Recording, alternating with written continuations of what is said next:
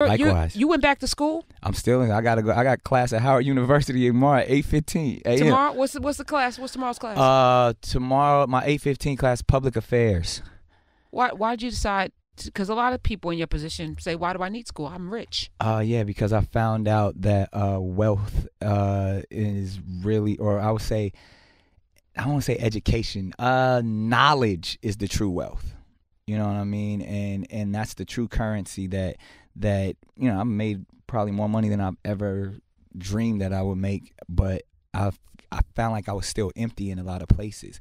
And it got to a point where I said, I need to be fulfilled, and not only just being a father and being an example, but like when I'm sitting in class at Howard University, I'm there for a different reason. I feel like I'm living with a purpose, and I'll be able to gather as much information and then pass that on not only to my own children but to others, and to show them that this process of being educated in a HBCU specifically was important. Yeah, how 100%. it was important. Because I could have did the Harvard thing, NYU, but I was like, I want to go where I can learn about myself as well as what they teach in these books. Howard's been in the news a lot.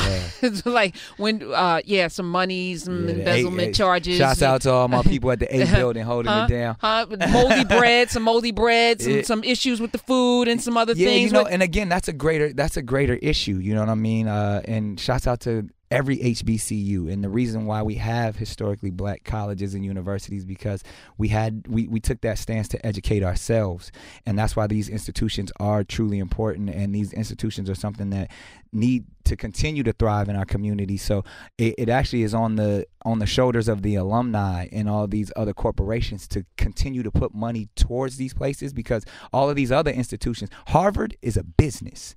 Don't get it twisted. Everybody that goes through and comes out of Harvard, there's millions, trillions of dollars going through institutions like that. We don't have that at our HBCUs, because once we graduate from our HBCUs, we go elsewhere. Yeah. Mm-hmm. But Harvard, endowments are important. Yeah, they stick with their people. All of those bankers, all of those business tycoons, they go back and they enrich Harvard and they pull from Harvard to make more. We need to do that at our HBCU. So we don't have to be sitting in the A building worried about mold and restructuring buildings and financial aid. Like, we don't have those problems in these other colleges. So I just want to make sure that we rally together to make sure that we're all under the same issues. Are you on scholarship? I wish. Okay. I'm putting money into the school. That's what I want to establish that.